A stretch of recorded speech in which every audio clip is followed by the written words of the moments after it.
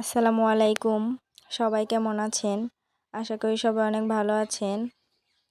আল্লাহর রহমতে আমিও ভালো আছি।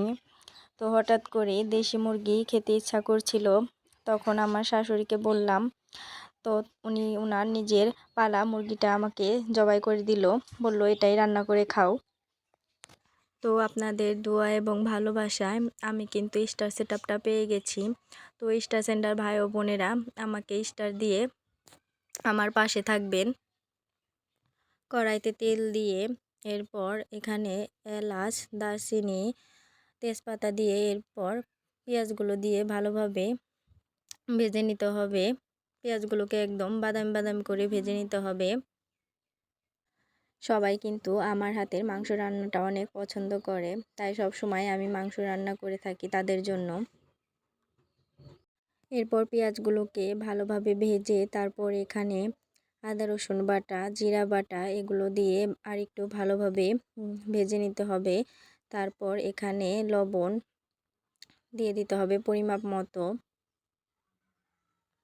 নেড়ে চেড়ে এখানে মিশিয়ে নিতে হবে। তারপর এখানে মশলাটা যেন পুড়ে না যায়, সেই জন্য এখানে অল্প একটু পানি দিয়ে মশলাটাকে ভালোভাবে কষিয়ে নিতে হবে। এরপর এখানে হলুদের গুঁড়ো দিয়ে ভালোভাবে নেড়ে নিতে হবে। রান্নার অনেকটাই স্বাদ কিন্তু তরকারির কালারের উপর নির্ভর করে। এরপর এখানে মরিচ গুঁড়ো দিয়ে ভালোভাবে কষিয়ে নিতে হবে কিছুক্ষণ। রান্নার কালারটা সুন্দর না আসলে কিন্তু আমার খেতেও ভালো লাগে না তেমন। এরপর এখানে ধুয়ে রাখা মাংসগুলোকে দিয়ে একটু নেড়েচেড়ে কষিয়ে নিতে হবে।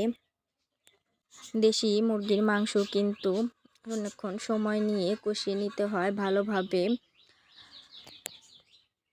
ভালোভাবে না কষালে কিন্তু মাংসের ভিতরে তেমন একটা মশলা যায় না এবং খেতেও ভালো লাগে না।